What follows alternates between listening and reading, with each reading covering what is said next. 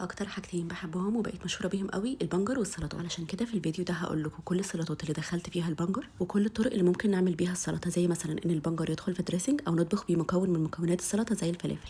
والبنجر نفسه يا اما بجهزه في البيت او بجيبه جاهز من جرين هاوس، ومعتمده اساسا على البنجر الاحمر في السلطات والوصفات بتاعتي كلها، بس مفيش مانع ان احنا نجرب حاجه جديده زي البنجر الذهبي والبنجر المخطط.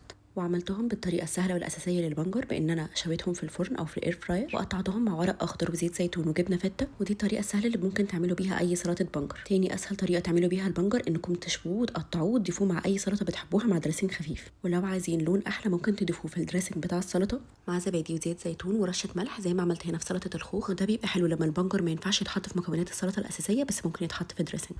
اما بقى في السلطه دي استخدمت بنجر جاهز من جرين هاوس مع برتقان احمر وفراوله بيضه ودريسنج خفيف من جرين هاوس عشان يكمل المكونات. في سلطه سيزر بقى كنت عايزه اضيف بنجر بس ما ينفعش اضيفها المكونات فضفتها في الدريسنج، وكنت جايباه جاهز من جرين هاوس عشان مكوناته كلها طبيعيه وطلع باللون الحلو قوي ده، وكان من احلى السلطات اللي اكلتها في حياتي. الدريسنج مكوناته كانت مظبوطه قوي، ولما ضفت له بنجر ما اثرش على الطعم خالص، بالعكس خلى طعمه احلى. وتخيلوا لما يطلع عندكم اللون ده من غير اي مواد حافظه او الوان صناعيه. ومش بس السلطه شكلها حلو قوي، لا كمان طعمها حلو، ومن كتر حلاوه السلطه دي قررت ان لما افتح مطعم هتكون اول واحده في المنيو. ولاني بحب اعمل سلطات كتير قوي للكبار وكمان وصفات للاطفال، عملت وصفه حلوه قوي للاطفال مع جرين هاوس، سلطه مكرونه بالبنجر وعليها خضار كتير قوي مستخبي، ودي لذيذه قوي للاطفال اللي ما بيحبوش قوام البنجر نفسه. ودي سلطه كلاسيك جدا، بنجر ورمان وجبنه وجرجير، سهله وخفيفه للناس اللي مش بيحبوا الاختراعات. اما بقى في السلطه دي جمعت بين اكتر حاجتين بحبهم في المطبخ اللبناني وهي الفتوش والحمص. حطيت كل مكونات الفتوش في السلطه وضفت عليهم حمص ملون، ومنهم برضو حمص البنجر واللي استخدمته في سلطه تانية سلطه الجرجير والتوت، والبنجر موجود متقطع وكمان في الحمص. مش متخيلين السلطه دي حلوه ازاي لنضاره البشره ومقاومه الالتهابات لانها مليانه مضادات اكسده. والسلطه اللي جايه دي احلى سلطه بنجر جاهزه اكلتها في حياتي،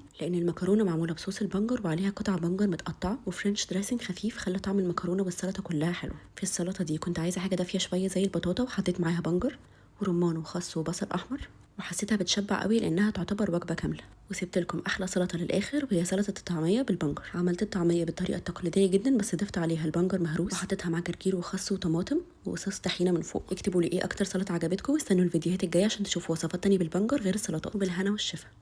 لو عايزين تاكلوا سلطه كل يوم وكل مره تاكلوها هتلاقوها فريش زي اول مره، يبقى الحل هو انكم تعملوا السلطات في برطمانات. اول حاجه هنحطها هي الدريسنج. انا عملت هنا دريسنج بالجبنه القريش بالبنجر، بعدها حاجه ناشفه او مقرمشه زي الكرنب البنفسجي عشان ياخد من طعم الدريسنج. كده انتوا فصلتوا الدريسنج عن باقي الحاجات، ممكن بقى تحطوا اللي انتوا عايزينه. حطيت خيار وطماطم صفراء، ومش شرط تحطوا نفس الحاجات بالظبط، ضيفوا اي حاجه انتوا عايزينها، وده الهدف من السلطه انكم تبقوا متشجعين تاكلوها كل يوم. وبعدين ضفت فلفل احمر بس مش كتير، وفلفل الوان انا هنا ضفت البرتقاني علشان يكون كل الالوان موجوده.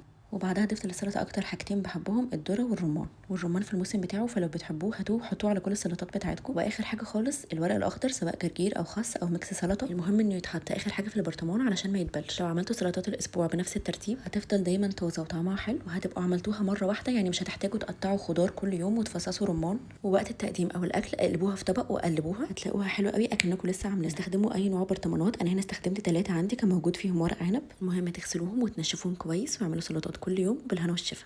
سلطة فلافل حمص من بلاد الشام، تغيير شوية عن الشكل التقليدي اللي بناكل بيه فلافل الحمص واللي عادة بيكون في عيش صاج معاه تومية. جربوا تضيفوها في سلطة، وهقول لكم على مكون سري هيخلي الفلافل طعمها حلو قوي والاطفال كلهم بيحبوها. حطيت جرجير معاه خس وعليه سلطة طحينة، وكل ما تزودوا خضار كل ما السلطة تكون احلى. انا زودت بصل وطماطم صغيرة. انتوا بتعملوا عجينة الفلافل ضيفوا على الحمص بنجر مشوي، ده هيخلي لونها احلى وفايدتها اعلى. والفلافل حلاوتها انها ممكن تتعمل باكتر من طريقة، سواء بالحمص زي ما بيعملوها في بلاد الشام او بالفول زي ما بنعملها في مصر وبنسميها طعمية. الاتنين احلى من بعض سواء بالحمص او بالفول، ومغذية ومصدر بروتين نباتي حلو. ولو عايزينها صحيه اكتر ممكن تعملوها في الفرن او في الاير فراير. قولوا لي حابين السلطه الجايه تكون ايه ومن بلد ايه، وبالهنا والشفا. كنتوا تعرفوا ان سلطه سيزر اصلها المكسيك؟ هعمل لكم سلطه من كل بلد، والنهارده هنشوف سيزر اتعملت ازاي. شيف ايطالي اسمه سيزر هو اللي اخترعها في مطعمه في المكسيك. فجأة المكونات عنده قلت وقرر يحط كل حاجة على بعض، وطلعت السلطة الخطيرة دي اللي دايما بنعملها وبنحبها في كل صيف. الأساس بتاعها 4 حاجات: خس روماني، عيش محمص وجبنة بارميجان، وطبعا صوص سيزر المعمول من بيض توم ومستردة وأنشوجة، زيت زيتون وعصير ليمون وجبنة بارميجان.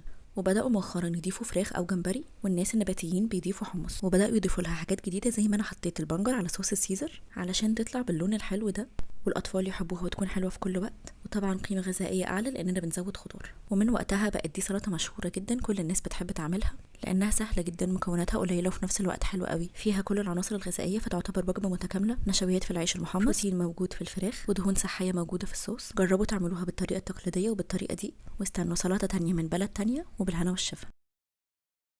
دي جبنه بطماطم، ودي اكتر اكله بحبها في الفطار من وانا صغيره، بس تعالوا ندلعها شويه ونعملها بطريقه مختلفه. اول فكره جت في بالي لما شفت الطماطم لونها اصفر وحلو كده اني اعملها مع جبنه قريش بس بالبنجر. لو حطيتوا جبنه قريش مع بنجر وزيت زيتون ورشه ملح هيطلع لونها خطير كده وهيعجب الاطفال جدا. ومش شرط تحطوا عليها طماطم صفرا، ممكن تحطوا عليها الطماطم الحمراء العاديه، بس اهم حاجه لو اطفالكم اقل من 4 سنين تقسموا الطماطم نصين، رشه بقدونس من فوق وعليهم رشه زيت زيتون. حلوه قوي في الفطار مع عيش بلدي او عيش لبناني، او ممكن تاكلوها لوحدها خالص من غير عيش، وممكن تعملوها سندوتشات للاطفال في المدرسه، وكده تبقوا ضربتوا عصفورين بحجر، عملتوا حاجه طعمها حلو وشكلها حلو وفي نفس الوقت مغذيه للاطفال. جربوها وقولوا لي رايكم بالهنا والشفا. اول مره اجرب البنجر الذهبي، تعالوا اقول لكم كل حاجه عنه. اول ما تشوفوه هتلاقوه عادي جدا شبه البطاطس اصلا من بره، بس اول ما تفتحوه هتلاقوه شكله حلو قوي، الوانه حلوه، طعمه مسكر شويه اكتر من البنجر العادي، ومش بتحسوا بالطعم الترابي اللي ممكن تحسوه لما بتاكلوا البنجر ني. اللذيذ فيه ان هو ممكن يتاكل ني زي ما هو، او ممكن يتعمل زي البنجر العادي بنشويه في الفرن. انا بحب احطهم في ورق فويل وادخلهم في الاير فراير، واول ما بيطلع القشره بتاعته بتتقشر بكل سهوله، وممكن تقشروها بايديكم عادي من غير سكينه. بالنسبه للفوائد الموجوده فيه، هي تقريبا زي البنجر العادي بس فيها فيتامين سي اعلى، وانواع مضادات الاكسده مختلفه في الاثنين. والبنجر العادي فيه صبغات طبيعيه يعني يقدر يصبغ الاكل اللي بيتحط عليه، لكن البنجر الذهبي لا مش بيعمل كده. يلا نجربه في سلطه سوا. انا كنت عايزه ابين طعمه اكتر فما حطيتش حاجات كتير في السلطه، فحطيت ميكس سلطه كده فيه ورق اخضر ومعاه بنجر متقطع شرايح. حطيت البنجر الذهبي من فوق وقطعته دواير علشان شكل الدواير بتاعته الحلوه ما يضيعش، عليهم جبنه فته ورشه ملح ورشه زيت زيتون. وكمان عملت النوع التاني من البنجر بنفس الطريقه، هقول لكم على الفيديو اللي جاي. قولوا لي لو جربتوه قبل كده ولا لا، وقولوا لي ايه اغرب نوع خضار جربتوه، وبالهنا والشفا. اول مره اجرب البنجر المخطط، وده بعد ما جربت البنجر الذهبي. فتعالوا اقول لكم كل حاجه عنه والفرق بين هو من بره زيه زي اي نوع بنجر انتوا ممكن تكونوا جربتوه، لكن من جوه اول ما بتفتحوه بتلاقوه مخطط كده، وبيسموه كاندي عشان شبه الكانديز او الحلويات، وليه اسماء تانية كتير لانه شبه اللعبه اللي بنرمي عليها اسهم. طريقه تحضيره عاديه جدا، بنشويه زي البنجر العادي، وممكن يتاكل ني لانه ما فيهوش الطعم الترابي اللي موجود في البنجر العادي، وممكن يتعمل مخلل بيبقى طعمه حلو قوي. انا هنا عملته في سلطه، في ميكس سلطه فيه ورق اخضر وورق بنجر وجبنه فته ورشه زيت زيتون ورشه عسل. فوائده بقى خطيره، غني جدا بفيتامين A وسي وفوليك اسيد، وفي مضادات اكسده شبه شويه اللي موجوده في البنجر العادي. واحلى حاجه عجبتني فيه ان هو حلو قوي للاطفال، علشان هو اولا شكله حلو قوي ولونه جميل، والاطفال دايما بيحبوا ياكلوا الحاجات اللي فيها حاجات ملونه كتير، وكمان هيعجبهم قوي لان هو شبه الكانديز اللي هم بيحبوها بياكلوها. جربوا وقولوا لي رايكم، قولوا لي عايزين نجرب ايه تاني المره الجايه، وبالهنا والشفا.